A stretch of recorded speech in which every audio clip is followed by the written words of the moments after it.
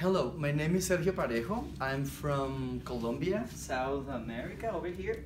So I'm gonna tell you a little bit about myself. I'm married, I have two kids.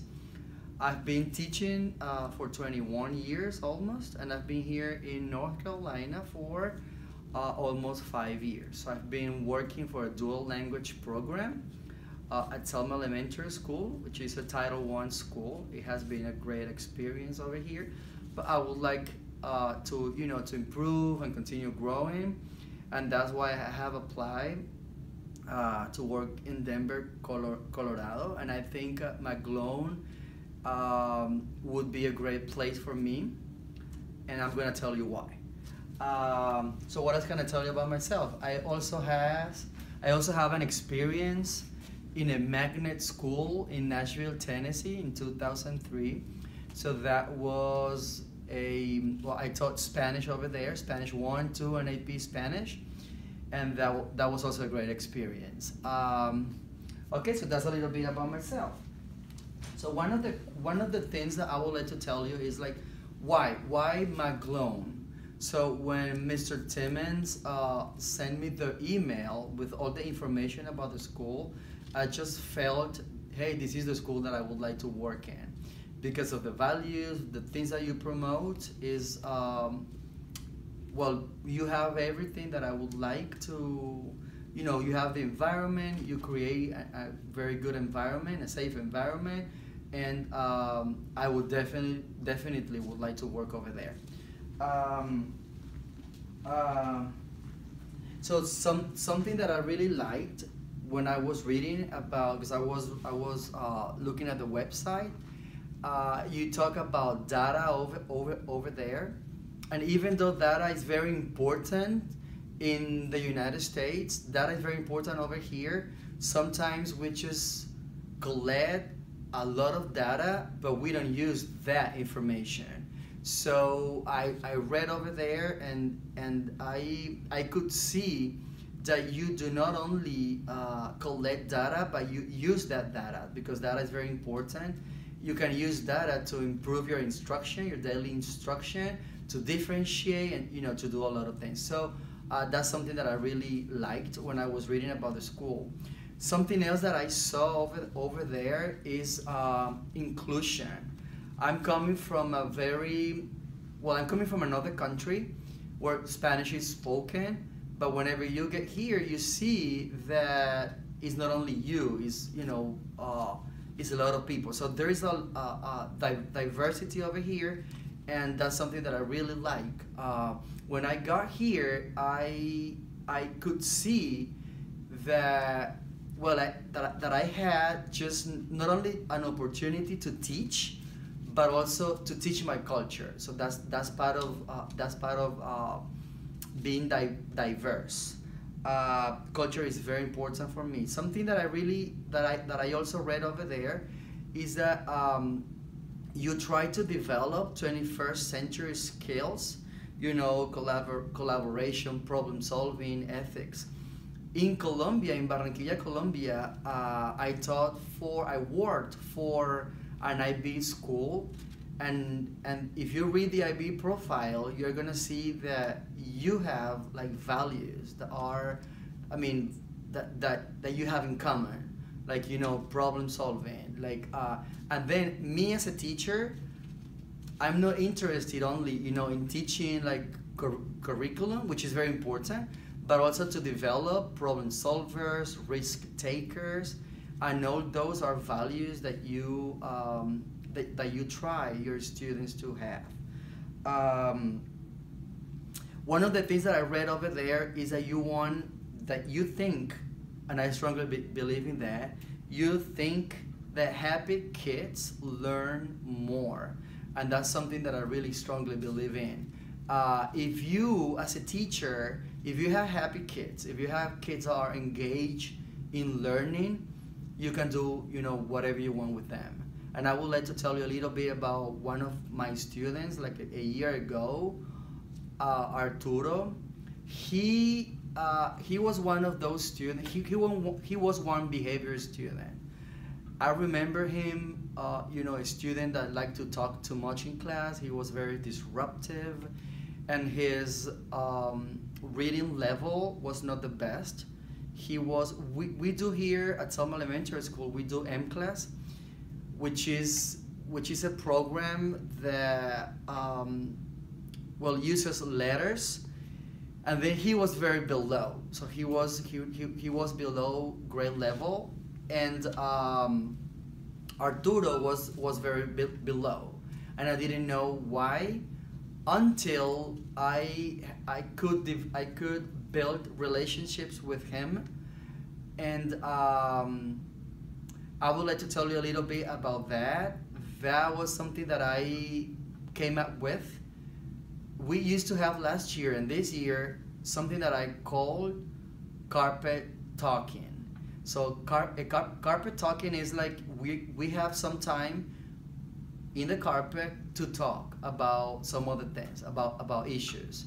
And I remember Arturo talking about his life, his issues at home, parents being in jail, things like that. So when I knew what he was going through, I could understand that his level and all his behavior was because of that. When I understood that, I could build relationships with him. At the end of the year, he was on grade level. So that's something that we could both accomplish.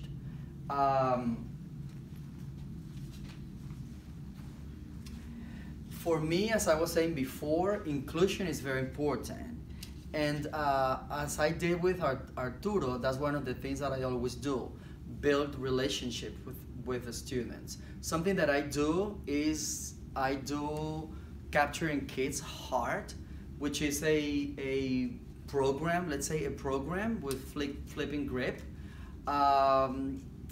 Every day in the morning at the door, I am outside, I greet my students, we just shake hands, we do things like this. So I start the day creating a safe environment. So my students know that that they are safe, that they can talk to me, that they can communicate with me. We always, at the beginning of the year, we always have something that we call social contract. A social contract, so we don't have rules, we don't have things like that. We have more like a social contract. A social contract, in the social contract, we just write things that we would like to have in the classroom. Like, how do you want to run a classroom? So here we have things like love, like respect, like we need to respect each other, we need to be kind, we need to have a good attitude, we need to be kind, we need to use magic words, and I'm going to tell you a little bit about that. We need to listen attentively, we need to work hard, we need to help, and we need to be responsible.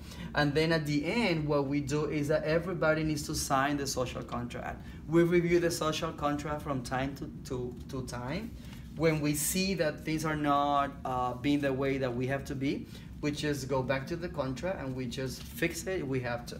So that's something that I really like. I would like to tell you a little bit about magic words.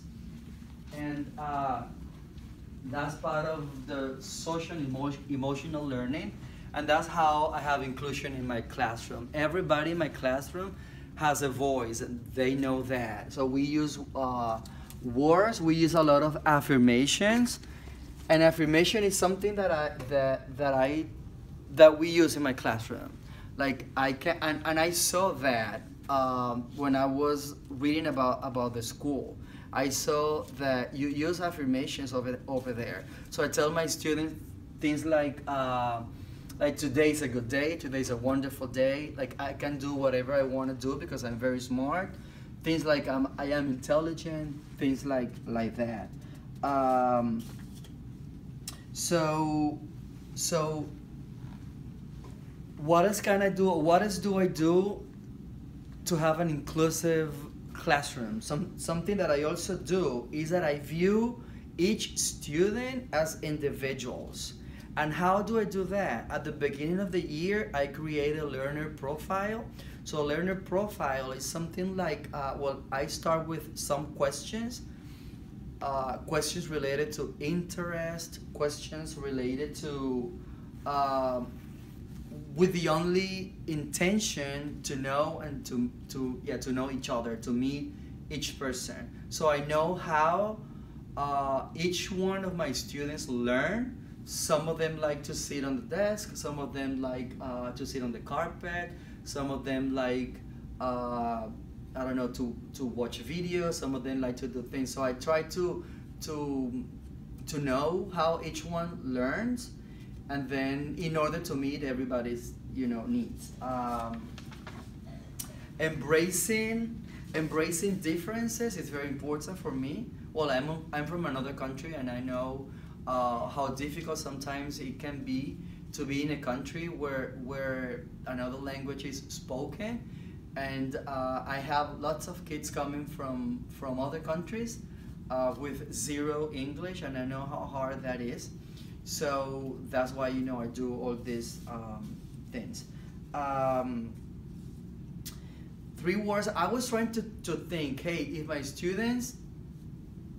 my student had the opportunity to use 3 words, what would those 3 words be? And I would say they would say encouraging. I'm very positive. I mean, I'm always telling them, do not give up, you can do this, no matter what, there is always a solution, things like that. So I'm very positive, and they know that.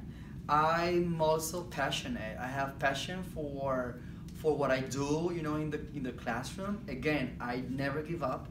I like challenges, and I tell my students that, like, I don't know how to do. I mean, I don't know this.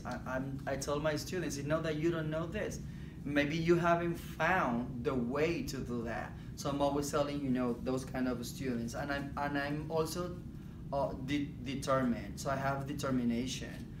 At the end of the year, I'm always like, I know and I notice how much my students grow. And I'm always telling my students that sometimes, results and grades are important, but growth is more important for me. It's not only the result, but the process. And something, to finish, something that I read also. Whenever I was reading about the school, I was reading about those values. Achievement, wonder, empathy, collaboration, advocacy. And I would like to tell you that I know that I have something from every value. Like I always have high expectations from my students, but also from me. I mean, I'm always that kind of person that likes challenges. I'm always set high expectations. It doesn't matter how low my kids are. I know that they can be low right now, but at the end of the school year, they're not gonna be that low. They're gonna be better. I wonder. I mean, I'm always taking risks, and I always tell my students to do that. Like, hey, you don't know how to do that? Well, try it. I'm not gonna give you the answer. You can solve it. Find strategies. Things like that. Empathy. I'm one of the teachers that believe in respect and believe in potential in people. Collaboration. I was a PLC leader a year ago, and I'm a very good team player. And I believe again in inclusion, in advocacy. So that's a little bit about me. I mean, I try to include all those questions, but I'm open to have an interview if I need to. Again, when I was reading about the school, I was like, hey, this is the school I would like to work. So thank you very much, and have a great day.